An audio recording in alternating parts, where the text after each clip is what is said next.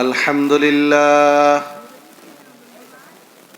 نحمده ونستعينه ونستغفره ونعوذ بالله من شرور أنفسنا ومن سيئات أعمالنا من يهده الله فلا مضل له ومن يضلل فلا هادي له وأشهد أن لا إله إلا الله وحده لا شريك له وأشهد أن محمدا عبده ورسوله أرسله بالحق بشيرا ونذيرا وداعيا إلى الله بإذنه وسراجا منيرا أما بعد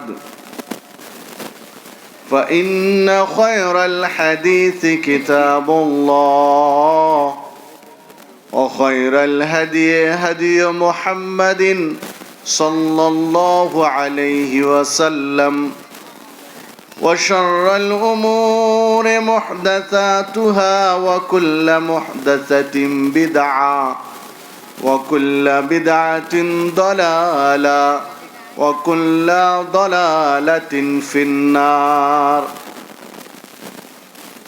أعوذ بالله من الشيطان الرجيم قل إن كنتم تحبون الله فاتبعوني يحببكم الله ويغفر لكم ذنوبكم والله غفور رحيم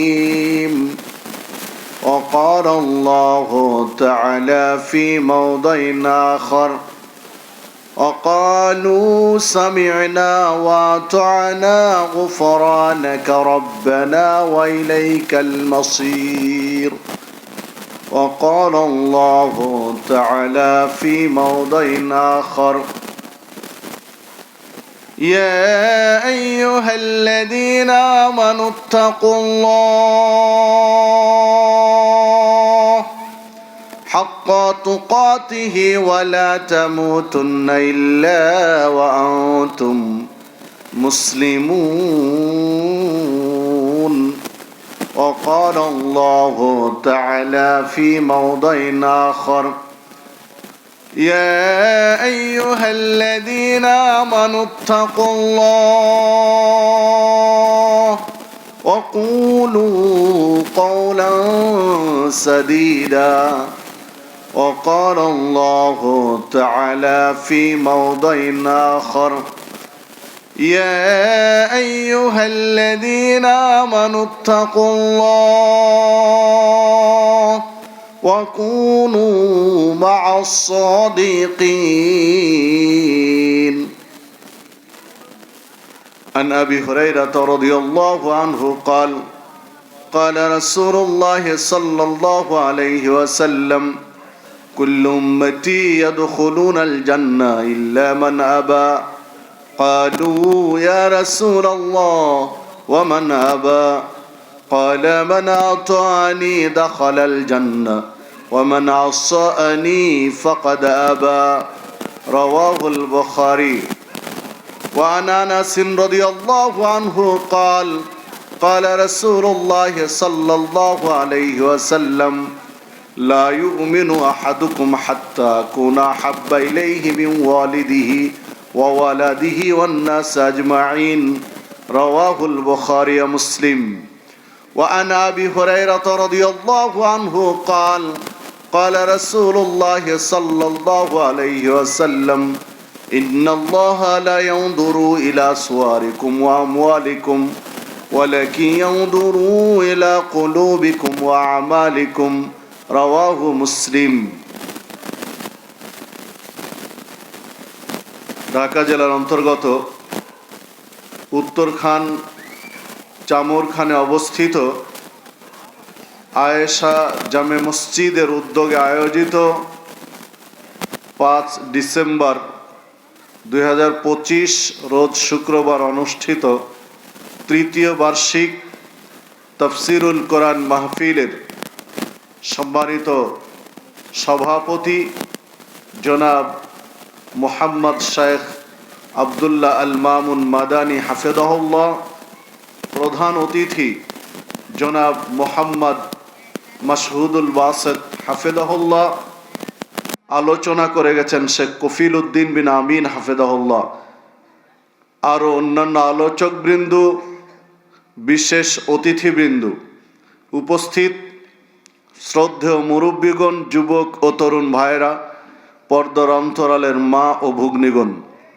আমি আপনাদের সামনে কোরআন মাজিদের কয়েকটি আয়াত তেলাওয়াত করেছি। রাসূলুল্লাহ সাল্লাল্লাহু আলাইহি ওয়াসাল্লামের মুখনিসৃত বাণীর মধ্য হতে কয়েকটি হাদিস পেশ করেছি। এর আলোকে আজকে আমার আলোচনার বিষয় সুন্নাতের মর্যাদা। সুন্নাতের মর্যাদার উপরে কোরআনুল করিম, সহিহ হাদিস, প্রাসঙ্গিক কিছু কথা বলে আলোচনার ইতি টানব ইনশাআল্লাহ। ওমা তৌফিকি ইল্লা বিল্লাহ, আলাইহি তাওয়াক্কালতু ওয়া ইলাইহি উনীব। সম্মানিত দ্বীনি ভাতৃমণ্ডলী, যে মহান রব্বুল আলামিন আপনাকে আমাকে এই রকম একটি বৈঠকের জন্য নির্বাচিত করেছেন, তার শুকরিয়া আদায় করি। সকলে বলি আলহামদুলিল্লাহ। দরুদ এবং সালাম বর্ষিত হোক সাইয়্যিদুল মুরসালিন, খাতামুন নবিয়্যিন, রাহমাতুল লিল আলামিন, নবী মুহাম্মদুর রাসূলুল্লাহ সাল্লাল্লাহু আলাইহি ওয়াসাল্লামের প্রতি। সম্মানিত উপস্থিতি, অত্যন্ত পরিচিত একটি বিষয় সুন্নাতের মর্যাদা। একটু ভিন্নভাবে আমরা বিষয়টা তুলে ধরি, একটু ধৈর্য ধরে শোনার জন্য বিশেষভাবে আহ্বান জানাচ্ছি। একটু ধৈর্য ধরে ঠান্ডা মাথায় শুনেন, চিন্তা ভাবনা করেন, বিচার বিশ্লেষণ করেন, তারপরে সিদ্ধান্ত নেন মানবেন না মানবেন না। যদি না মানতে না চান, আগ্রহ না জন্মায়, মন না চায় মানতে, তাহলে কর্তৃপক্ষ আপনাকে বাধ্য করবে না। পৌঁছে দেওয়ার দায়িত্ব যারা দায়িত্বশীল তাদের, পৌঁছে দেওয়ার, মানানোর দায়িত্বশীল তারা নয়। কুলিল হাক্কু মির রাব্বিকুম, আল্লাহ বলেন বলে দাও হক আসে রবের পক্ষ থেকে, সত্যের আহ্বান আল্লাহর পক্ষ থেকে আসে। ফামান শাআ ফালইউমিন, যে চাই সত্যটা গ্রহণ করবে। ওমান শাআ ফালইয়াকফুর, যার খুশি অস্বীকার করবে, প্রত্যাখ্যান করবে হককে।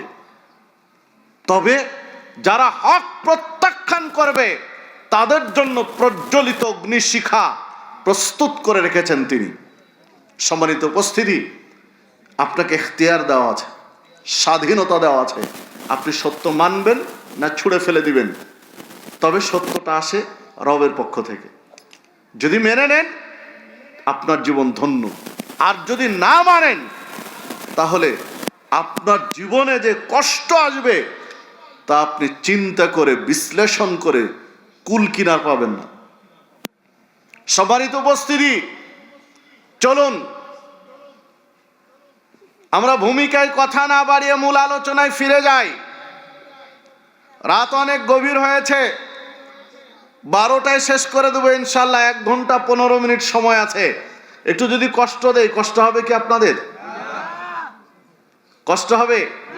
আমরা কেউ উঠবো না, রাজি আছি তো ইনশাল্লাহ? রাজি আছি তো? আল্লাহ রাব্বুল আলামিন কবুল করুন।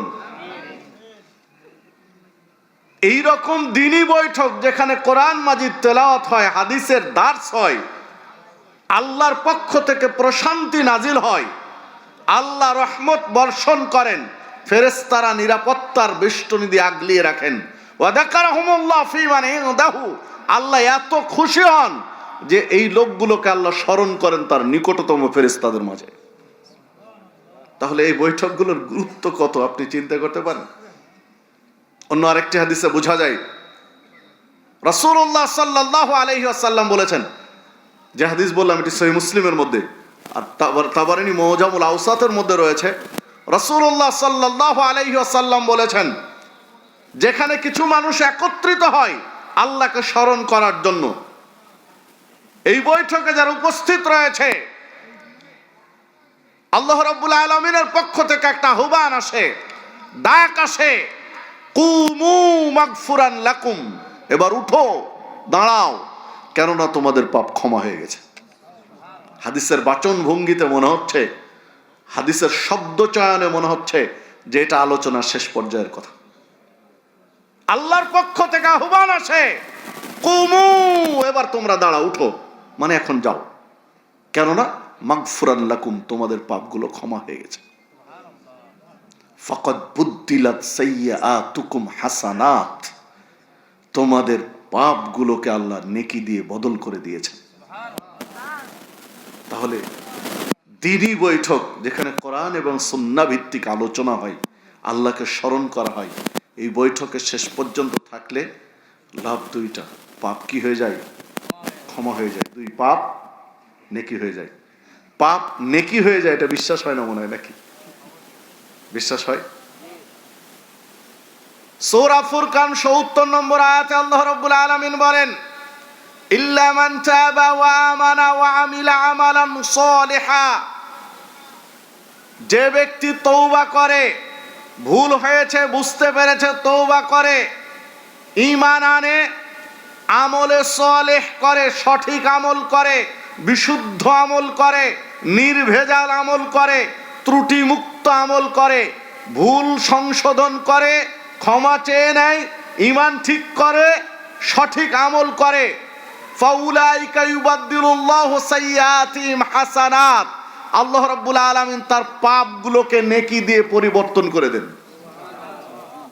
আল্লাহ রাব্বুল আলামিন ঘোষণা দিয়েছেন যে একজন মানুষ যখন নিজের ভুল বুঝতে পারে যে ভুল হয়ে গেছে, ক্ষমা চেয়ে নেয়, তওবা করে, ফিরে আসে, ঈমান ঠিক করে সঠিকটা করা শুরু করে, তখন ভুল করে যত পাপ হয়েছিল সমস্ত পাপ আল্লাহ কি করে দেন?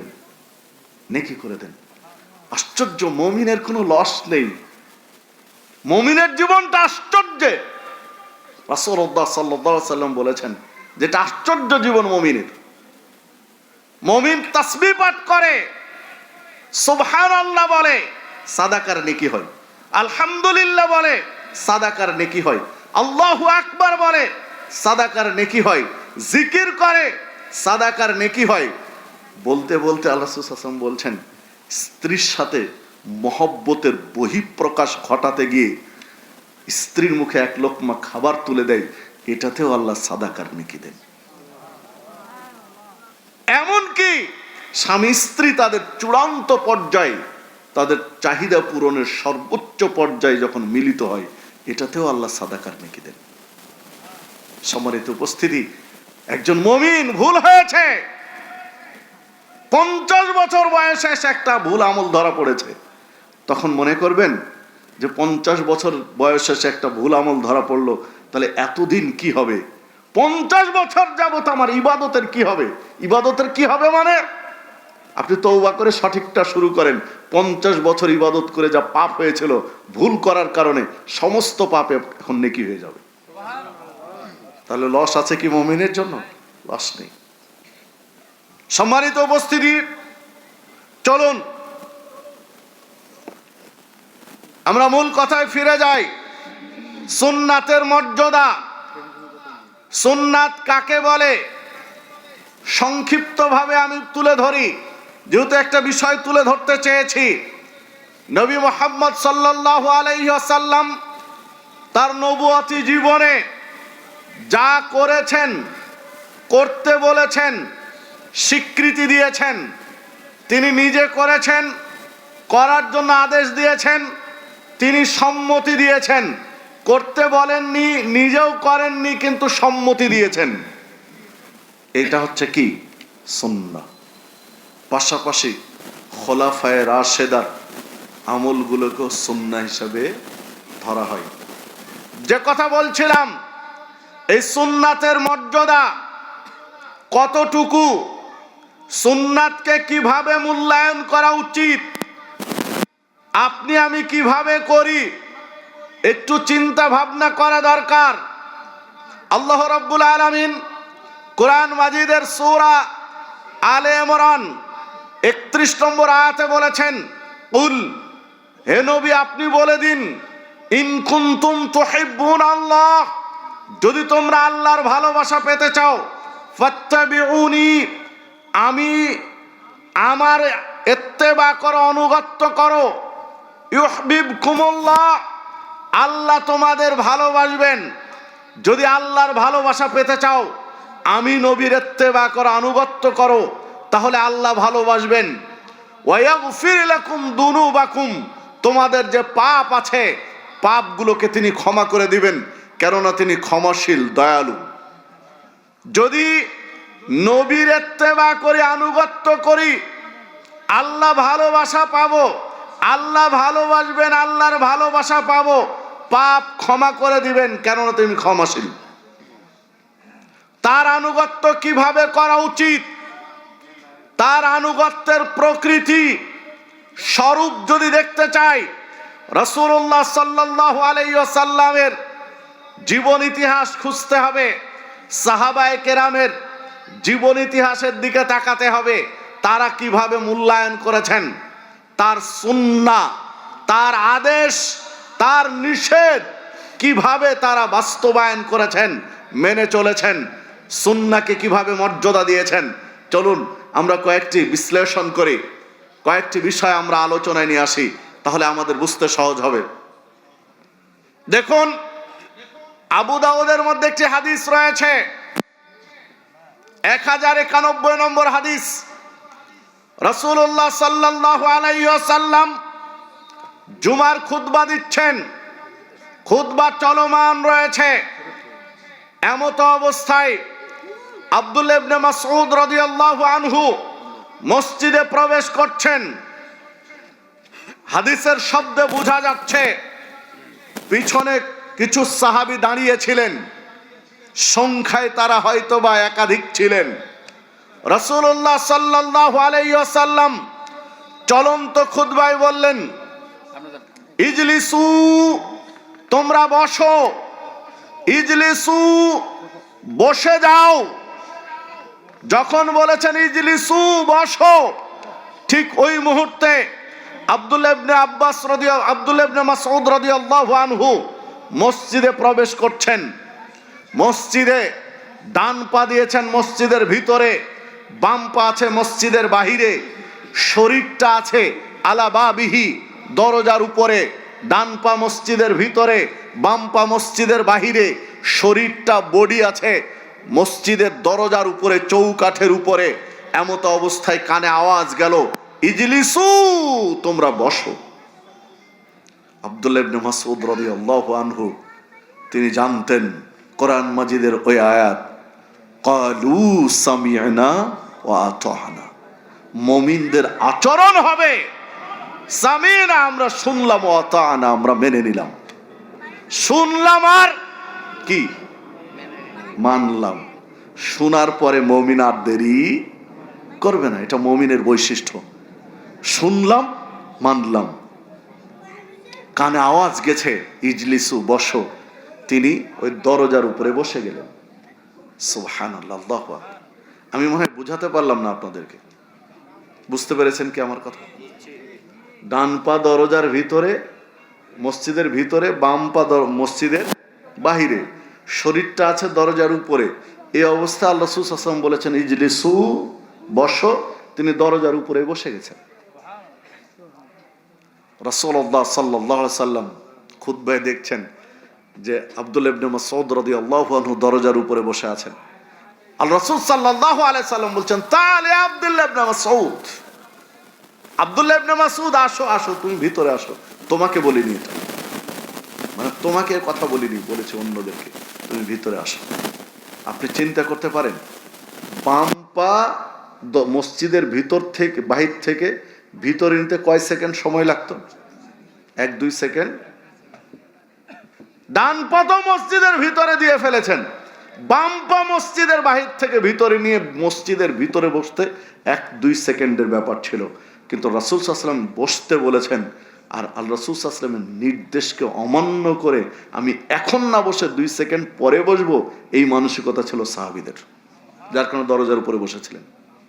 আপনি চিন্তা করতে পারেন আপনার আমার কত নির্দেশ আল্লাহ রাসূল সাল্লাল্লাহু আলাইহি ওয়াসাল্লামের পক্ষ থেকে রয়েছে, আলেম ওলামা আপনাদের কানে পৌঁছে দিচ্ছে, কত নির্দেশ পৌঁছে দিচ্ছে। কে শুনে কার কথা? সুবিধাবাদ জিন্দাবাদ। যেটা সুবিধা হয় মেনে নেই, যেটা সুবিধা হয় না মানতে পারি না। ভুল বললাম কি?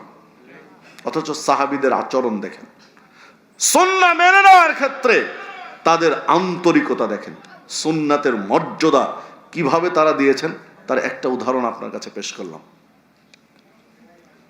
650 নম্বর হাদিস আবু দাউদের। রাসূলুল্লাহ সাল্লাল্লাহু আলাইহি ওয়াসাল্লাম সালাত আদায় করছেন জুতা পায়ে দিয়ে। সাহাবীদের অনেকে জুতা পায়ে দিয়ে সালাত আদায় করছেন। এমত অবস্থায় জিবরিল আসলেন। যখন রাসূলুল্লাহ সাল্লাল্লাহু আলাইহি ওয়াসাল্লাম সিজদায় রয়েছেন, জিবরিল এসে বলে গেলেন, আপনার জুতায় নাপাকি লেগে আছে, জুতা খুলে পাশে রেখে দেন। আল্লাহ রাসূল সাল্লাল্লাহু আলাইহি ওয়াসাল্লাম চলন্ত সালাতে জুতা খুলে পাশে রেখে দিলেন, সালাতে সালাম ফিরালেন। সালাম ফিরে দেখেন সাহাবীদের যাদের পায়ে জুতা ছিল প্রত্যেকেই জুতা খুলে পাশে রাখা আছে, কারো পায়ে জুতা নেই। আপনি চিন্তা করতে পারেন তাদেরকে কি বলেছিলেন সালাতে? তাদেরকে কি বলেছিলেন সালাতে যে জুতা খুলে রাখো? বলেন। সাহাবীদের জিজ্ঞাসা করলেন, তোমরা জুতা খুলে রেখেছো কেন? সাহাবীরা বললেন, আপনাকে দেখলাম সালাতের মধ্যে জুতা খুলে পাশে রেখে দিয়েছেন, তাই আমরাও জুতা খুলে পাশে রেখে দিয়েছি। আল্লাহ রাসূল সাল্লাল্লাহু আলাইহি ওয়াসাল্লাম বলছেন, দেখো জিবরিল আমার কাছে এসে বললেন যে জুতায় নাপাকি লেগে আছে, তাই আমাকে খুলে পাশে রাখতে বলেছেন, কিন্তু তোমাদের বিষয়ে আমাকে কিছু বলা হয়নি। তোমাদের বিষয়ে বলা হয়নি তোমরা কেন জুতা খুলেছো।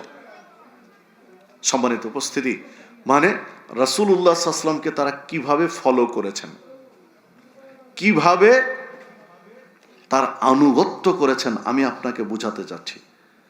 তার আনুগত্যের ক্ষেত্রে তারা কতটা আন্তরিক ছিলেন, আমি এই জিনিসটা আপনাকে বোঝাতে চাচ্ছি। কত আন্তরিক ছিলেন আনুগত্যের ক্ষেত্রে। দেখুন রাসূলুল্লাহ সাল্লাল্লাহু আলাইহি ওয়াসাল্লামের সাহাবী আব্দুল্লাহ ইবনে উমর রাদিয়াল্লাহু আনহু, উমরের ছেলে আব্দুল্লাহ, আব্দুল্লাহর ছেলে বেলাল, বাবা এবং ছেলের মধ্যে একটা বিষয় আলোচনা হচ্ছে।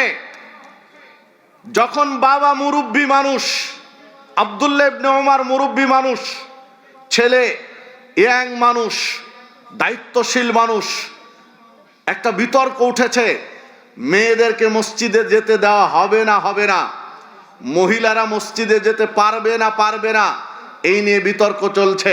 এই বিষয়ে বাবা এবং ছেলের মধ্যে কথা শুরু হয়েছে। আব্দুল্লাহ ইবনে উমর রাদিয়াল্লাহু আনহু বললেন, আল্লাহ রাসূল সাল্লাল্লাহু আলাইহি সাল্লাম বলেছেন, ছেলেকে শোনাচ্ছেন হাদিস, দেখো রাসূলুল্লাহ সাল্লাল্লাহু আলাইহি সাল্লাম আমাদেরকে বলেছেন, যে বৈঠকে আমি ছিলাম, তিনি বলেছেন মহিলারা যদি মসজিদে যেতে চায় তাদেরকে বাধা দিও না, তারা যদি মসজিদে যেতে চায় ব্যবস্থা রাখিও, তাদেরকে বাধা দিও না মসজিদে যেতে। তখন বেলাল, আব্দুল্লাহ ইবনে উমরের ছেলে বেলাল বলছেন, আপনি যেই যুক্তি খাড়া করেন না কেন, যাই বলেন না কেন, এই ফিতনার যুগে নারীদেরকে মসজিদে যেতে দেব না। বাবা হাদিস শোনালেন আব্দুল্লাহ ইবনে উমর, আর তার ছেলে বেলাল বলছেন যে আপনি যাই বলেন, এই ফিতনার যুগে তাদেরকে মসজিদে যেতে দেব না। যাহা এই কথা বলা, রেগে গেলেন আব্দুল্লাহ ইবনে উমর, ধমক দিয়ে বলছেন, এত বড় স্পর্ধা তোমার, আমি তোমাকে হাদিস শোনালাম আর তুমি ফিতনার যুক্তি খাড়া করে হাদিসকে অগ্রাহ্য করছো, যাও তোমার সাথে আমি আর কথা বলবো না, বের হও আমার এখান থেকে। হাদিস সহিহ মুসলিমের 442 নম্বর হাদিস, মুসনাদ আহমদের মধ্যে রয়েছে। এই হাদিসের আরেকটা অংশ রয়েছে, ফামা কাল্লামাহু হাত্তা মাত। আব্দুল্লাহ ইবনে ওমর রাদিয়াল্লাহু আনহু এই একটা অপরাধের কারণে ছেলে বেলালের সাথে মৃত্যু পর্যন্ত কথা বলেননি। যে আমি হাদিস পেশ করলাম আর তুমি হাদিসের উপরে তোমার মতামত সাব্যস্ত করলে, তোমার এত বড় সাহস হলো কি করে আল্লাহ রাসূল সাল্লাল্লাহু আলাইহি ওয়াসাল্লামের হাদিসের উপরে তুমি মতামত পেশ করলে? মৃত্যু পর্যন্ত কথা বলেননি। ওই হাদিস সহিহ। আপনি চিন্তা করতে পারেন সুন্নাতের মর্যাদা কিভাবে দিয়েছেন। সুন্নাত পেশ করলেন বাবা, আর ছেলে তার যুক্তি পেশ করলেন। এই রাগে বাবা ছেলের সাথে মৃত্যু পর্যন্ত কথা বলেননি। শারীরিক কারণে, এমনি বৈষয়িক কারণে কথা অফ করবেন, বন্ধ রাখবেন, এটা জায়েজ নেই। শারীরিক কারণে আপনি বন্ধ রাখতে পারেন, শারীরিক কারণে কথা বলেন। হাদিস সহিহ। কি দিয়ে বিশ্লেষণ করবেন সুন্নাতের মর্যাদা কি জিনিস? বাবা ছেলে দেখেন কত সুন্নাতকে অগ্রাহ্য করছে, অথচ কোলে পিঠে চুমু খেয়ে মানুষ করছে, কিছুই আপনার ঘৃণা লাগে না, আপনার একটু খারাপ লাগে না যে ছেলে সুন্নাতকে পদদলিত করছে, তাকে একটা ধমক দিব, এই মানসিকতা আপনার তৈরি হয় না। আপনি কিসের মুমিন, কিসের ইমানদার? রাসূলুল্লাহ সাল্লাল্লাহু আলাইহি সাল্লামকে সাহাবী জিজ্ঞাসা করলেন, মাল ঈমান, ঈমান কি? ঈমান কাকে বলে? কিভাবে বুঝবো যে আমার ঈমান আছে না নেই? আল্লাহ রাসূল সাল্লাল্লাহু আলাইহি ওয়াসাল্লাম বললেন, ইদা সাররাতকা হাসানাতুকা ওয়া ইদা সাআতকা সাইয়্যাতুকা ফাআনতা মুমিন। যদি নেকির কাজ করে তুমি তৃপ্তি পাও, নেকির কাজ করে আনন্দিত হতে পারো, মনের মধ্যে প্রশান্তি পাও, পাপ হয়ে গেলে যদি অন্তরে যন্ত্রণা হয়, ঘৃণা লাগে, অন্তরের মধ্যে একটা অনুশোচনা তৈরি হয়, নেকির কাজে আনন্দ পাও আর পাপ হয়ে গেলে অন্তরের যন্ত্রণা তৈরি হয়, তাহলে ফাআনতা মুমিন, তোমার ঈমান কাজ করছে, তুমি মুমিন। পাপ চোখের সামনে হয়ে যাচ্ছে, ছেলে পাপ করছে, মেয়ে পাপ করছে, স্ত্রী পাপ করছে, বাড়িতে পাপ চলছে, নিজে পাপ করছি, অথচ একটু খারাপ লাগে না, তাহলে আপনার ঈমান কাজ করছে না। এই যে বিদ্যুতে বাল্ব জ্বলছে না, বিদ্যুৎ আলো জ্বলছে, বাল্ব জ্বলছে, এখানে বাল্ব আছে, বাল্বটাও ঠিক আছে, ইলেকট্রিসিটি আছে, তার আছে, সবকিছু দিয়ে বাল্বটা জ্বলছে, তাই না? ঠিক আছে, বাল্বও আছে, বিদ্যুৎও আছে, তারও ঠিক আছে, সবই আছে, কিন্তু বাল্বটা মিট মিট মিট মিট করে জ্বলছে, আলোই হচ্ছে না। তখন আমরা কি বলি বলেন তো? লো ভোল্টেজ, তাই না? বিদ্যুতে কি নেই? ভোল্টেজ নেই। বিদ্যুৎ নেই বলি, সবই আছে, কিন্তু কি নেই? ভোল্টেজ নেই। আপনার চোখের সামনে আপনার স্ত্রী বেপর্দায় চলে, আপনার মেয়ে বেপর্দায় প্রতিষ্ঠানে যায়, আপনার বাড়িতে গান বাজনা হয়, আপনার বাড়িতে নোংরামি নষ্টামি চলে, আপনার বাড়িতে হারাম খাদ্য চলে, গীবত চলে, নানান ধরনের পাপ চলে, নিজেও করেন, পরিবার করে, আপনার একটু খারাপ লাগে না, মানে আপনার ঈমানে ভোল্টেজ নেই, আপনার ঈমানে পাওয়ার নেই, যার কারণে আপনার খারাপ লাগে না। আব্দুল্লাহ ইবনে ওমর রাদিয়াল্লাহু আনহুর ঈমানে পাওয়ার ছিল, তার ঈমানে পাওয়ার ছিল, ভোল্টেজ ছিল। এই জন্য ছেলে রাসূলের হাদিসের উপরে মতামত পেশ করেছে, উনি মেনে নিতে পারেননি। আব্দুল্লাহ ইবনে ওমর সাধারণ মানুষ নয়, যেন তেন মানুষ নয়, তিনি পণ্ডিত মানুষ, সূক্ষ্ম জ্ঞান রাখতেন ছোট থেকেই।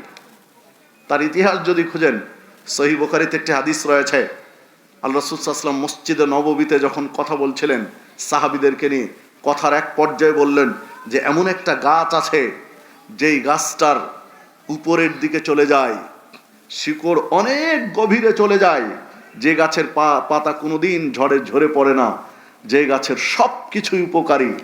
বলতে পারো তোমরা গাছটার নাম কি? সাহাবীরা একে অপরে চাওয়াচাওয়ি করলেন, কেউ বলতে পারলেন না। শেষে আল্লাহ রাসূল সাল্লাল্লাহু আলাইহি ওয়াসাল্লাম বললেন, এটা খেজুরের গাছ। শিকড় অনেক গভীরে যায়, উপরে চলে যায় অনেক, ঝড়েও গাছ পড়ে না, এই গাছের সবকিছু উপকারী।